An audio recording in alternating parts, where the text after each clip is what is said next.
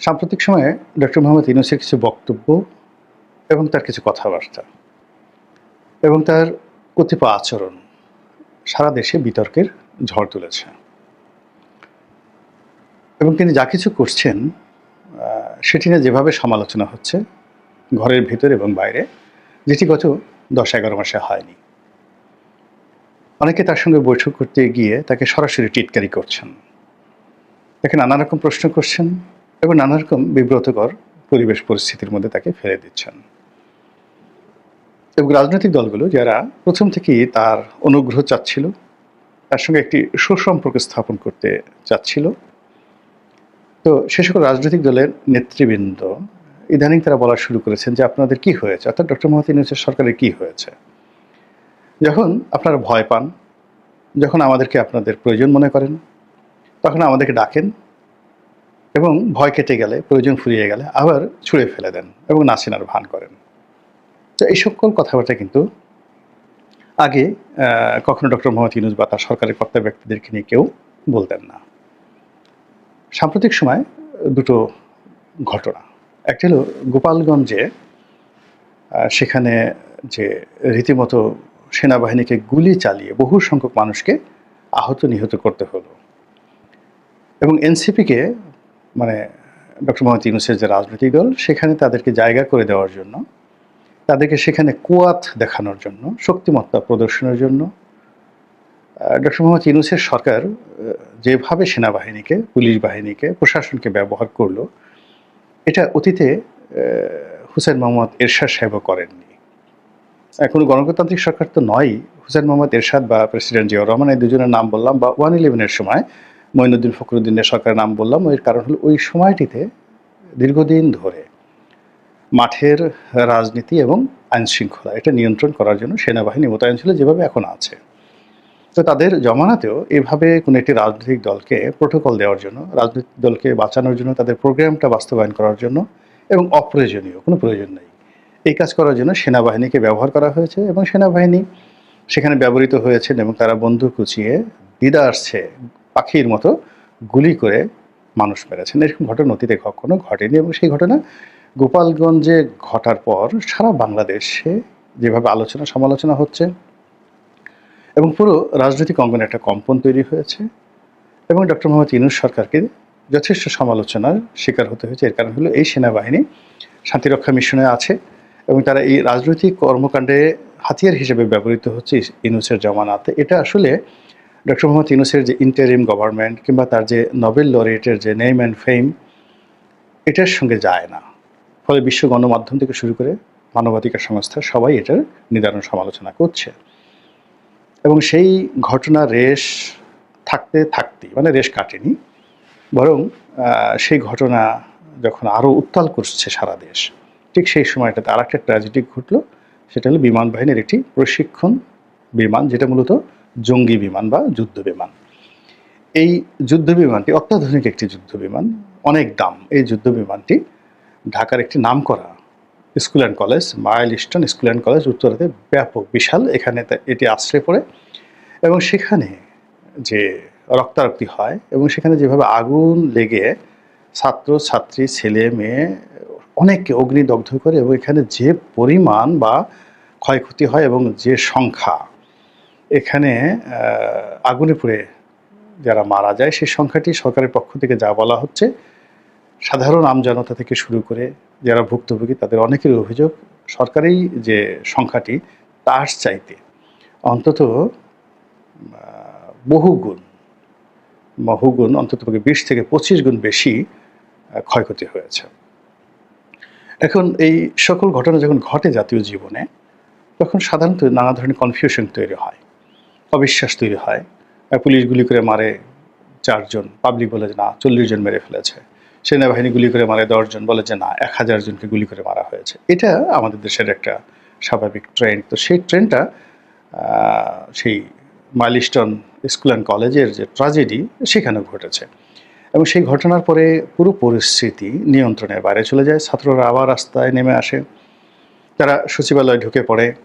তারপরে ওখানে সরকারের যে একেবারে পালের গোদা হিসেবে পরিচিত যিনি মানে এখন বর্তমান উপদেষ্টাদের মধ্যে যাকে বলা হয় ডিফ্যাক্টো প্রধান উপদেষ্টা, এবং ডক্টর মোহাম্মদ ইউনূস যদি ফেল করে আর এই সরকার যদি টিকে থাকে, যাকে পরবর্তীতে প্রধান উপদেষ্টা করা হবে তিনি ডক্টর আসিফ নজরুল।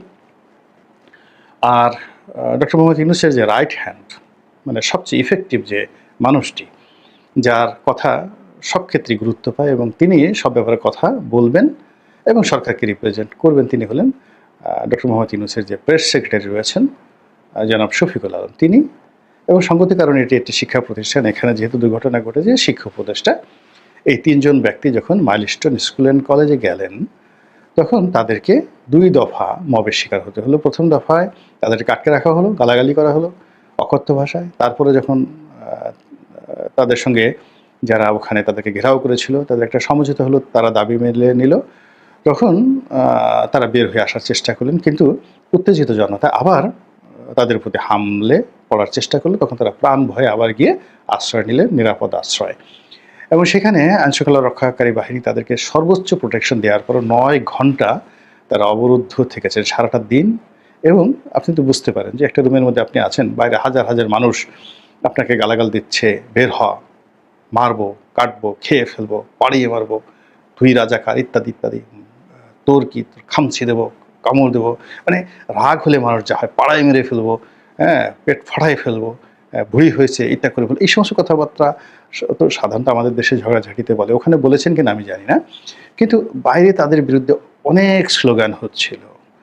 সেই স্লোগানের মধ্যে তারা যে 9 ঘন্টা ছিল, এক একজনের রীতিমতো জীবন্ত লাশ হয়ে গেছেন, সবার মুখ কালো হয়ে গেছে, তাদের যদি ডায়াবেটিস থেকে থাকে ডায়াবেটিসের মাত্রা বেড়ে গেছে, অনেকের মানে শার্ট প্যান্ট এগুলো সব এলোমেলো হয়ে গিয়েছিল। তো সেখান থেকে যা হোক আইনশৃঙ্খলা রক্ষাকারী বাহিনীকে পুলিশ করেছে না সেনাবাহিনী করেছে আমি বলতে পারবো না, তাদেরকে উদ্ধার করা হয়। তো তাদেরকে উদ্ধার করে আনার পরেও পরিস্থিতি কিন্তু সামাল দেওয়া যাচ্ছিল না। রাস্তায় ছাত্রীরা একটার পর একটা ব্যারিকেড তৈরি করে এমন একটা অবস্থা যে সরকার যায় অবস্থা। ঠিক সেই সময়টিতে ডক্টর মোহাম্মদ ইউনূস তিনি সমস্ত রাজনৈতিক দল, তার মধ্যে প্রধান তিনি আখ্যা দিলেন 4টি বড় দলকে, যে এরা বাংলাদেশের মধ্যে সবচেয়ে 4টি বড় দল, এবং এটা নিয়ে এখন বিবাদ বিসংবাদ চলছে। তার মধ্যে বিএনপি আছে, জামাত আছে, এবং ওনার পছন্দের যে দল যেটি এখন পর্যন্ত নিবন্ধন পায়নি, যুবকদের দল এনসিপি, তাদের নেতৃবৃন্দকে তিনি ডাকলেন, ডেকে তাদের সঙ্গে কথাবার্তা বললেন। এবং সেই কথাবার্তা বলতে গিয়ে তিনি জাতির উদ্দেশ্যে একটি বললেন যে পরাজিত শক্তি ওত পেতে আছে, তারা আবার প্রতিশোধ নেওয়ার জন্য পায়তারা চালাচ্ছে। এখন বক্তব্যটা হলো যে এই জিনিসটি বুঝতে ওনার কেন 11 মাস সময় লাগলো। এটা তো আমরা প্রথম দিনই বুঝেছি, যে দিন শেখ হাসিনা চলে গেছে, আগস্ট মাসের 5 তারিখ 2024 সন।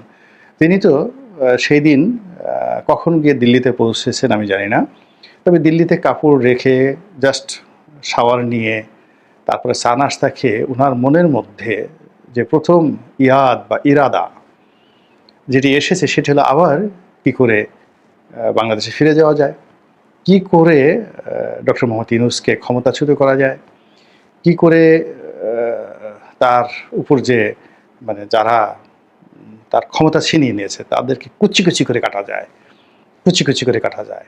এটা তো তিনি ওই দিন থেকে চিন্তা করছেন। যারা শেখ হাসিনাকে চিনেন যে তিনি প্রতিশোধ গ্রহণে নির্মম, এবং তিনি কাউকে ক্ষমা করেন না, তিনি যা বলেন তা করার চেষ্টা করেন। এবং তিনি এই বয়সে এখনও যদি দৌড় দিতে বলা হয়, 100 মিটার দৌড় দিতে বলা হয়, ডক্টর মোহাম্মদ ইউনূস আর শেখ হাসিনা দৌড় দিবেন। আমার মনে হয় যে ডক্টর মোহাম্মদ ইউনূস শেখ হাসিনার সঙ্গে পারবেন না দৌড় দিয়ে, তিনি দৌড়ে যাবেন। সাঁতারে যদি প্রতিযোগিতা করা হয় উনি সাঁতারে শেখ হাসিনা ফার্স্ট হবেন। তারপর যদি বলা হয় আমরা যে সাঁতারের মধ্যে একজন আরেকজনের সুবনি দেই, তো পদ্মা নদীতে যদি বলা হয় অপশন থাকে, দেয়ার যে option Sheikh Hasina versus doctor Yunus, তারা সেখানে একে অপরকে চুবনি দিবেন।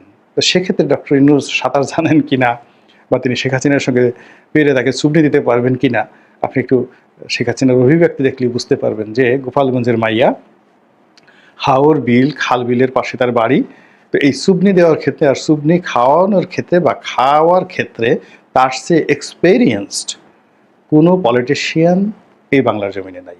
তিনি সেই শৈশব যেহেতু ওখানে মানে ছোটোবেলা আমরা গ্রামে কী করেছি, বছরে ওই টুঙ্গিপাড়ার যে অঞ্চল, ফরিদপুর অঞ্চল 4 থেকে 5 মাস পানির নিচে থাকে। তো ওখানে 5-6 বছরই ছেলেমেয়েরা তারা সাঁতার কাটতে শিখে যায় নিজে নিজে, এবং বর্ষাকালে 8-9 ঘন্টা পানির মধ্যে থাকে। ওখানেই তারা প্রাকৃতিক কর্মকাণ্ড করে, নদীর স্রোতে বা ওই মানে ময়লা আবর্জনা চলে যায় এবং পায়খানা ওই যাকে বলে খাল বিলে ছাড়ার মধ্যেই তারা মনে করে যেটা একটা খেলাধুলা। হ্যাঁ, পায়খানা করা, পেশাব করা, এই 5-6 বছরের গ্রামের দরিদ্র পোলাপান ওখানে প্রাকৃতিক কর্ম তারা সারতো। ওর মধ্যে তারা ফুটবল খেলতো, ওর মধ্যে তারা গাছের উপর থেকে লাফ দিত, মানে 8-9 ঘন্টা গোসল করতো। তারপর শেষে প্রতিপক্ষকে চুবিয়ে ধরতো, আবার প্রতিপক্ষ না পেলে তারা চুবিয়ে ধরতো, তারপরে ডুব ডুব খেলা। এই জিনিসগুলো যারা করে আসছে ছোটকালে, তারা সঙ্গত কারণেই পরবর্তী জীবনে যারা এই কাজ করেনি তাদেরকে কিভাবে মোকাবেলা করবে বুঝতে পারেন। তো শেখ হাসিনা তো এই ব্যাপারে এক্সপার্ট হওয়ার পরে তিনি ওই ছোটকালে তার প্রতিপক্ষকে যেভাবে নাস্তানাবুদ করেছেন, পরবর্তীতে যখন তার ক্ষমতা হয়েছে বড় বড় লোককে তিনি নাস্তানাবুদ করেছেন, সবার জীবনকে তিনি হারাম করে দিয়েছেন। বেগম খালেদা জিয়ার জীবনটা একদম শেষ করে দিয়েছেন, তারেক রহমানের জীবনটা শেষ করে দিয়েছেন, বিএনপিকে পুরো নেতৃত্ব শূন্য করে দিয়েছেন। তো এই যে অভিজ্ঞতাটা, এটা তো এখন পর্যন্ত তার স্মৃতিভ্রম ঘটেনি। তার সে যে অভিজ্ঞতা সেটা এখনও আছে। তো সেই অভিজ্ঞতা নিয়ে তিনি ডক্টর মোহাম্মদ ইউনূস সরকারের বিরুদ্ধে 5 তারিখ অর্থাৎ 2024 সালের আগস্ট মাসের 5 তারিখ তিনি সর্বোচ্চ চেষ্টা চালিয়ে যাচ্ছেন। এটা বাংলাদেশের একটা তেলাপোকাও বুঝে, একেবারে একটা টিকটিকিও বুঝে। আর বাংলাদেশে যারা রাজনৈতিক বিশ্লেষক রয়েছেন তারা তো প্রথম দিন থেকে এটা বলে আসছে। তো এটা ডক্টর মোহাম্মদ ইউনূস এতদিন কেন বুঝেন না? এ কারণে তিনি এইরকম একটা গুরুত্বপূর্ণ সময় এত বড় একটা মিটিং করে তারপরে সে এই 11 মাস পরে তার যদি বলতে হয় যে স্বৈরাচার চেষ্টা করছে, ফিরে আসার চেষ্টা চালাচ্ছে, এর দ্বারা তিনি কি বুঝাচ্ছেন? তো সবাই বলার চেষ্টা করছেন যে অনেকে যে ডক্টর মোহাম্মদ ইউনূস এত স্লো কেন? আমরা যদি একটা টেলিভিশনের বিখ্যাত বিজ্ঞাপন আছে, সারাদিন হাত ধুইতে থাকে, সাবানের বিজ্ঞাপন, তো বলছে এই তোর সাবান এত স্লো কেন যে এখানে আধা ঘন্টা বসে বা 15 মিনিট বসে বসে এটা হাত এইভাবে ধুইতে হবে, এটা কী ধরনের কথা? তো এরকম উনি এত স্লো কেন? সেই স্লো আসল জিনিসটি তিনি বুঝেন, কিন্তু অনেক পরে। যেভাবে আমরা এখন বলে আসছি যে তিনি যে সংস্কার করার চেষ্টা করছেন, এসব সকল সংস্কার কিচ্ছু দরকার নাই, এটাও তিনি বুঝবেন যে এটার দরকার নেই। 2 নম্বর হলো যে এই সকল সংস্কার তিনি করতে পারবেন না, একটাও করতে পারবেন না। আর তিনি এগুলো যদি করেও যান, পরবর্তী সরকার যারা আসবে ওরা তাদের মতো করে করবে। ওরা ডক্টর ইউনূসের করে দেওয়া যে সমস্ত কাগজপত্র, পেপার, এইগুলো তারা ছুঁড়ে শুধু ফেলে দেবে না, এগুলোর হিসাব নেবে যে এরকম পেপার তৈরি করতে কয় টাকা খরচ গেছে, কিনতে কয় টাকা খরচ গেছে, এবং এইগুলোর পেছনে এই বৈঠক ঠৈঠক করতে যে টাকা পয়সা খরচ গেছে, খাওয়া দাওয়া হয়েছে, খানাপিনা হয়েছে, বেতন ভাতা দেওয়া হয়েছে, এগুলো তারা কড়াই ঘন্টায় আগামী সরকার এই এখন যারা দাপট দেখাচ্ছে তাদের কাছ থেকে আদায় করবে। এটি হলো নর্মাল। এই কথাগুলো কিন্তু আমরা সেই প্রথম যেদিন শুরু করছে সেদিন থেকেই বলে আসছি। নির্বাচন নিয়ে, স্থানীয় সরকার আগে, জাতীয় নির্বাচন আগে, এগুলো আমরা প্রথম বলছি যে এই সমস্ত যাকে বলা হয় ভক্কি চক্কি, আমরা আঞ্চলিক ভাষায় বলি ভক্কি চক্কি, তো এই সকল 9-6 করা, ভক্কি চক্কি করা, বা এই সকল গণ্ডগোল করা, বা এই সকল ফাঁকি দেওয়া কথাবার্তাগুলো, এগুলো এখন আর চলবে না। বাংলাদেশে এগুলো চলবে না। রাজনীতিটা খুবই স্ট্রেট ফরওয়ার্ড করা উচিত। এবং আমি নিজে এবং আমার মতো অনেকেই আমরা বলেছিলাম সেই 2024 সালের আগস্ট মাসে যে ডক্টর মোহাম্মদ ইউনূসের জন্য যদি সবচেয়ে বেশি নিরাপদ হবে যদি উনি 2024 সনের মধ্যেই এই গরম একটা নির্বাচন দিয়ে দেন, এবং নির্বাচন তিনি যদি দিতেন তাহলে আজকের যে বিভেদ বিসংবাদ এটা একটাও তৈরি হতো না, এবং ভোট কেন্দ্রের নিরাপত্তা, ভোটার উপস্থিতি, মানুষের আগ্রহ, এগুলো সব স্বয়ংক্রিয়ভাবে হতে থাকতো। এখন যেভাবে সিলপিটানের কথা আসছে, ভোট কেন্দ্র দখলের কথা আসছে, আইনশৃঙ্খলার কথা আসছে, এটা 2000 যাকে বলা হয় 24 সনের নভেম্বর ডিসেম্বর এটা মানুষের মাথায় আসতো না। 2 নম্বর হলো যে এখানে যার যেভাবে যতটুকু জনপ্রিয়তা ছিল এটা ওভার রেটিং হতো না, লোয়ার রেটিংও হতো না। আর আওয়ামী লীগকে নিয়ে যে ভয়টা ছিল সেই ভয়টা আওয়ামী লীগের কোনো প্রার্থী মানে নির্বাচনে আসতেই তারা সুযোগ পেত না, এবং আওয়ামী লীগ নির্বাচনে আসা উচিত, আনা উচিত, তাদেরকে সুযোগ দেওয়া উচিত, এই ধরনের কথাবার্তাই হতো না। কিন্তু 11 মাস পরে এখন কি হলো? এখন সবাই আওয়ামী লীগের কথা বলছে, শেখ হাসিনাকে ফেরত আনার কথা বলছে, এখন আওয়ামী লীগের ছাড়া নির্বাচন হবে না, আওয়ামী লীগের লোক এখানে যায়, ওখানে যায়, এখানে বোমাবাজি করে, ওখানে করে, এই শিবিরের মধ্যে ঢুকে যায়, জামাতের মধ্যে ঢুকে যায়, বিএনপির মধ্যে ঢুকে যায়, সরকারের এনসিপির মধ্যে ঢুকে যায়। এই কথাগুলো কিন্তু যাকে বলা হয় 2024 সনের নভেম্বর ডিসেম্বরে একেবারেই অপ্রাসঙ্গিক ছিল, এটা চিন্তাও কেউ করেনি। তখন যদি উনি এই নির্বাচনটা দিতেন, দেওয়ার পরে যে সরকার আসতো তারা তাকে মাথায় করে রাখতো, তারা তাকে রাষ্ট্রপতি বানাতো, এবং তিনি রাষ্ট্রপতি না হলেও এই একটা ভালো কাজ করার কারণে তার যে গ্রহণযোগ্যতা থাকতো, এবং তিনি যে পলিটিক্যাল পার্টি তার ভিতরে যে খায়েশ রয়েছে করার, তিনি যদি সেটা করতে চাইতেন এনসিপিতে এখন যারা নেতৃবৃন্দ রয়েছেন, তখন তারা যে জনগণের শ্রদ্ধা, ভালোবাসা, জুলাই আগস্ট বিপ্লবী বীর হিসেবে যে সম্মানটা পেতেন, যেটা এখন পুরো বুমেরাং হয়ে গেছে। তো সেই কারণে অনেকে বলার চেষ্টা করছেন যে ডক্টর মোহাম্মদ ইউনূস এত স্লো কেন, এবং এই তার যে এই স্লোর কারণে আগামীতে যে নির্বাচন, সেই নির্বাচনটিও কিন্তু এখন স্লো হয়ে গেছে। তার যে প্রত্যাবর্তন, তিনি যেখানে ফিরে যেতে চান গ্রামীণ ব্যাংকে, এটাও এখন স্লো হয়ে গেছে। তিনি যে স্বাভাবিক জীবনে ফিরে যাবেন, সেটাও স্লো হয়ে গেছে। এখন এই স্লোর জন্য কি শেখ হাসিনা দায়ী, ফ্যাসিবাদী সরকার, সাবেক সরকার দায়ী, বিএনপি তারেক রহমান দায়ী, নাকি জামাতের আমির দায়ী? তো এইগুলো নিয়ে মানুষ এখন ট্রল করার চেষ্টা করছে, এবং সেই ট্রল করার প্রেক্ষিতেই কিন্তু ডক্টর মোহাম্মদ ইউনূস, তার মতো একজন সম্মানিত ব্যক্তি, 11 মাস আগে যার সম্মান মর্যাদা নিয়ে মানে কোনো টুশব্দ ছিল না, মাত্র 2 জন লোক, শেখ হাসিনা মনে প্রাণে বিশ্বাস করতেন যে এই লোকটা ভালো না। আর একটা লোক ছিলেন শেখ হাসিনার প্রেস সচিব নাইমুল ইসলাম খান। তো নাইমুল ইসলাম খান প্রেস সচিব হওয়ার আগে, অনেক আগের থেকেই, একেবারে সে 2009 সন থেকে, যখন মূলত আওয়ামী লীগের সঙ্গে কিন্তু প্রথম জমানাতে 2009 থেকে 2013 পর্যন্ত নাইমুল ইসলাম খানের কোনো ওইরকম যোগাযোগই ছিল না। হি ওয়াজ এ প্রফেশনাল এডিটর। তিনি জাস্ট ওখানে দৈনিক আমাদের সময় বের করতেন, সেটা বিক্রি করলেন নুর আলীর কাছ থেকে, আবার সেখান থেকে নুর আলীর সাথে গণ্ডগোল, এগুলো নিয়ে মামলা মোকদ্দমা, নতুন আমাদের অর্থনীতি বের করা, মানে সংবাদপত্র নিয়ে তাকে নিয়ে ব্যস্ত। আর সরকারের আওয়ামী লীগের লোকের সঙ্গে একটু সম্পর্ক রাখতেন যেন বিজ্ঞাপন পাওয়া যায়। ঠিক ওই পর্যায়ে ছিল 2014 পর থেকে হয়তো তিনি ধীরে ধীরে সেই আওয়ামীপন্থী সাংবাদিক যারা আছেন, এবং আলটিমেটলি তিনি বলতে গেলে সবারই বস ছিলেন, সেটা নঈম নিজাম বলেন বা মোজাম্মেল বাবু বলেন, মানে যাদের ক্যারিয়ার শুরু হয়েছে মূলত আজকের কাগজ থেকে। তো সংগতি করে তারা যখনই নাইমুল ইসলাম খান কোনো একটা অনুষ্ঠানে যেতেন বা কিছু করতেন, তাকে তারা লুফে নিত, নাইম ভাই হিসাবে লুফে নিত। এইভাবে ধীরে ধীরে ধীরে ধীরে তিনি সেই শেখ হাসিনার কাছাকাছি যাওয়ার চেষ্টা করলেন, বা শেখ হাসিনা তাকে কাছাকাছি নেওয়ার চেষ্টা করলেন, এবং এই যে ক্ষমতা হারানোর কিছু আগে তিনি প্রেস সচিব হিসেবে নিয়োগ পেলেন। কিন্তু এর আগ পর্যন্ত তিনি, তার স্বপ্নই ছিল একটা নতুন ধারার ভালো পত্রিকা বের করা, আমাদের অর্থনীতি বা এরকম কিছু একটার মধ্যে। তিনি সেই ইংল্যান্ডের একটা ইংরেজি পত্রিকা বাংলাদেশে বের করার চেষ্টা করলেন। তো যাই হোক, সেই নাইমুল ইসলাম খান আমাকে 2009 সালে আমি তাদের জিজ্ঞেস করলাম, নাইম ভাই, আপনি ডক্টর ইউনূস সম্পর্কে এরকম উল্টাপাল্টা কথাবার্তা বলেন কেন?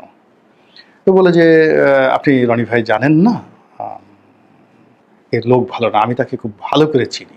2009 সালে তখন কিন্তু শেখ হাসিনা এতটা অ্যাডামেন্ট হয়নি, কিন্তু নাইমুল ইসলাম খান কিন্তু প্রথম থেকেই এই ডক্টর মোহাম্মদ ইউনূসকে দেখতে পাতেন না। ফলে আমি আমার জীবনে যত লোককে দেখেছি ওনার বিরুদ্ধে কথাবার্তা বলে, তার মধ্যে একেবারে হোমোজেনিয়াস পারফেক্ট লোক হলো নাইমুল ইসলাম খান এবং শেখ হাসিনা, এই 2 জন তার বিরুদ্ধে একেবারে অন্তর থেকে তাকে খারাপ জানতেন। এর বাইরে বাকি যারা লোক, তারা কেউ কনফিউজড, আর অন্যান্যরা বেশিরভাগ লোক তারা তার ব্যাপারে একেবারে অন্ধ। আমি নিজেও তার ব্যাপারে অন্ধ ছিলাম।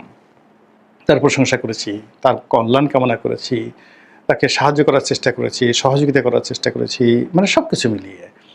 কিন্তু দেখা গেল যে এই যে তার যে সুনাম সুখ্যাতির চূড়ান্ত রূপ নিয়ে তিনি যে ক্ষমতায় এলেন, আসার পরে গত 11 মাসে সব কিছুতে এমন স্লো, এবং মানে তার যারা ঘনিষ্ঠজন, সেই ধরেন দেবপ্রিয় ভট্টাচার্যের মতো মানুষ, এরাও এখন তার বিরুদ্ধে কথা বলে।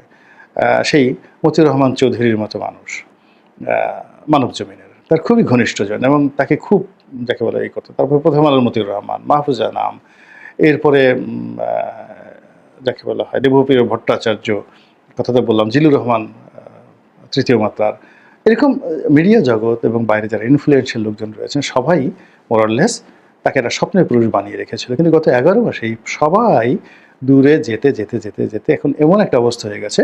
আমি তো দেবপ্রিয় ভট্টাচার্যের সাম্প্রতিক বক্তব্য শুনে অবাক যে উনি ভদ্রভাবে ওনাকে যতটা সম্ভব যে নিষ্ঠুর সমালোচনা ডক্টর মোহাম্মদ ইউনূসকে করেছেন, এরপরে যদি উনি ওনার গতি না বাড়ান, উনি ওনার অবস্থা না বোঝেন, ওনার একেবারে ঘনিষ্ঠজন যারা রাজনীতিতে চাইতেন যে ইউনূস সাহেব আজীবন ক্ষমতায় থাকুক, এই জাস্ট 15 দিন আগে যারা চাইতেন আজীবন ডক্টর ইউনূস ক্ষমতায় থাকুক, সেই সমস্ত মানুষ এখন বলছেন যে আপনি যদি চালাতে না পারেন আপনি চলে যান।